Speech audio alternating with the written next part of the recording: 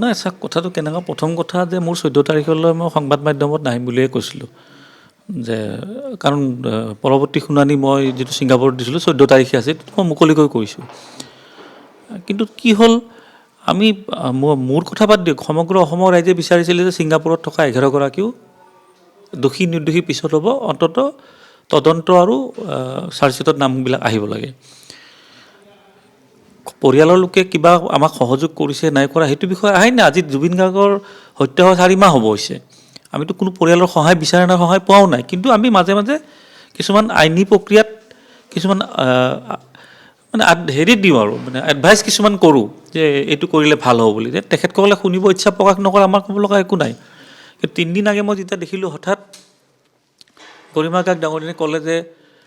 নিজৰ ছ'চিয়েল মিডিয়াত আপোনালোকে বাতৰিও কৰিছিলে এইটো লৈ ND24ত বাতৰিও হৈছিলে শ্ব' হৈছিলে মই মোৰ প্ৰতিক্ৰিয়া দিছিলোঁ যে ছিংগাপুৰত থকা 11 গৰাকী অসুৰও শাস্তি পাব লাগে এতিয়া শাস্তিটো মোবাইলত কৈ থাকিলে পাব নেকি শাস্তি মোবাইলত কৈ লিখি থাকিলে নাপায় তেতিয়া মই এটা এডভাইচ কৰিছিলোঁ যে যিহেতু 14 তাৰিখে গোচৰৰ শুনানি আছে ছিংগাপুৰত আৰু তাত এতিয়া FIR দিয়াৰ পৰিস্থিতি নাই এতিয়া কোৰ্টত অহা 14 তাৰিখৰ পৰা প্ৰথম শুনানি হ'ব মই এটাই কথা কৈছিলোঁ যে যিহেতু বিষয়টোত 16 গৰাকী জড়িত হৈ আছে 11 গৰাকীৰো বিৰুদ্ধে আদালতত পৰিয়ালৰ যিকোনো লোক মই কোৱা নাই যে অকল গৰিমা গাৰ্গে আহিব লাগে তেখেতসকলৰ ভাতৃ পিতৃ খুৰায়েক বহুত আছে ভনী ভগ্নী বহুত আছে কোনোবা এগৰাকী ইয়াৰ প্ৰায় যদি বিচাৰে মই সহায় কৰি দিম বুলি ক'লোঁ সেইটোতো মোৰ ভুল হ'ব নোৱাৰে কাৰণ ন্যায় পোৱাটো অসমৰ ৰাইজে বিচাৰিছে যাৰ বাবে মই যিখিনি মোৰ কৰিব লগা আছে বা যিখিনি ক'ব পৰা আছে সেইখিনি মই কৈছোঁ তাৰপিছত যোৱাকালি সংবাদমেল দিলে গৰিমা কাক ডাঙৰীয়াই দিছে ভাল কথা মই তাত এটা কথা বুজি নাপালোঁ যিটো সময়ত আমি চৰকাৰখনৰ বিৰুদ্ধে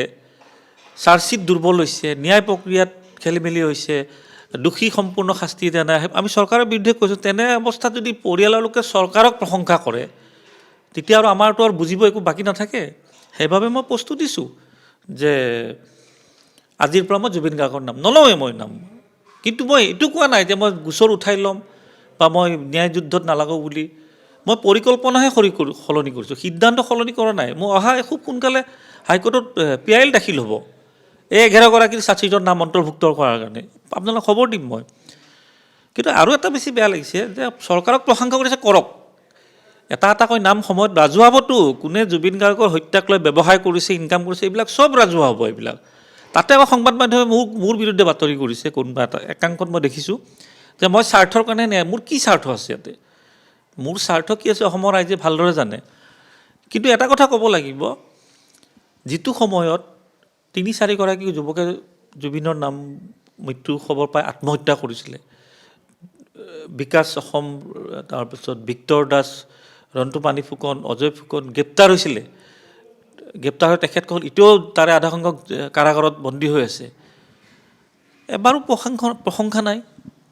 এবাৰো প্ৰশংসা কৰা নাইতো কিবা খবৰ ল'লে নেকি এনে আৱেগিক হৈ মোবাইলত পষ্টি এইটো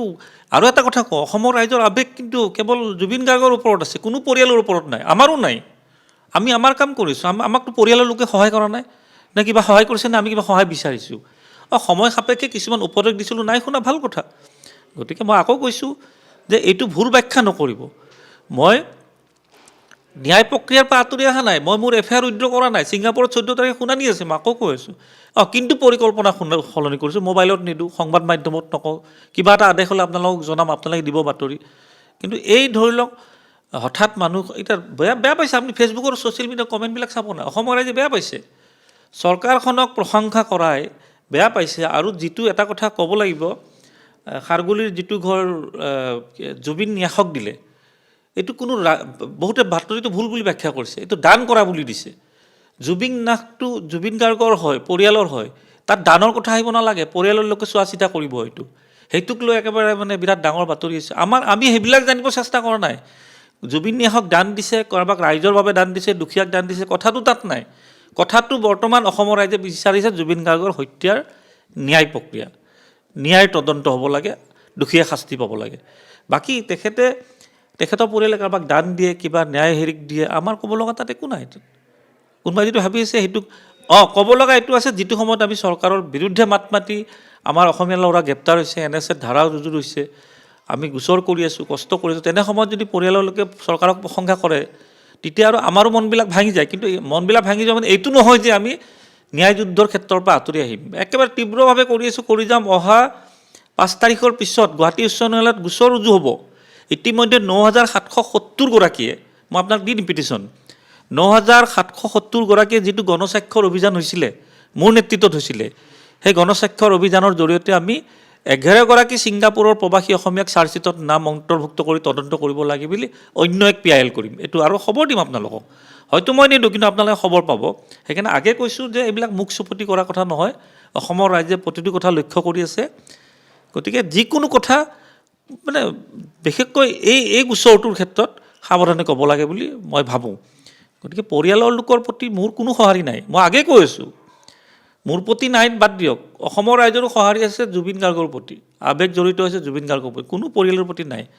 পৰিয়ালে যেতিয়া চৰকাৰক প্ৰশংসা কৰিছে, এইটো অসমৰ ৰাইজে বেয়া পাইছে, আৰু সেইটো মই দুই এষাৰ মই কৈছোঁ, তাত মোৰ কি বেয়া হ'ল। আৰু দুলু আহমেদ কিন্তু সেই শাসকীয় বিজেপি চৰকাৰৰ ভৰি চেলেকা গোলাম নহয়, এইটো আপোনালোক স্পষ্টকৈ কৈ দিছোঁ। মোৰ এই যুদ্ধ মই যি ধৰণে কৰিছোঁ, আগত কৰি মই আৰু বেছিকৈ কৰি যাম। তাৰ বাবে মোক অসমৰ ৰাইজে সঁহাৰি জনাইছে। মোৰ ছিংগাপুৰতো 14 জানুৱাৰীত আছে। অসমৰটো কেতিয়া আছে মই নাজানো। অসমৰটো আপোনালোকে পৰিয়ালৰ লোকক যে সোধক, আদালততো আছিল তেখেতসকলে আজি। মোৰতো 14 জানুৱাৰীত আছে। আৰু হাইকোৰ্টৰ গোচৰটো 5 তাৰিখৰ পিছতে আমি নতুনকৈ কৰিম। আকৌ কৈছোঁ যে 9,770 গৰাকী বিভিন্ন জিলাৰ পৰা, গোলাঘাট জিলাৰ পৰা আটাইতকৈ বেছি স্বাক্ষৰ হৈছে। আমি PIL ফাইল কৰিম, কেৱল 11 গৰাকীক চাৰ্জশ্বিটত নাম অন্তৰ্ভুক্ত কৰি তেখেতসকলক আদালতৰ মজিয়ালৈ আনিব লাগে বুলি। দেখা যাব আৰু পিছত কি আছে।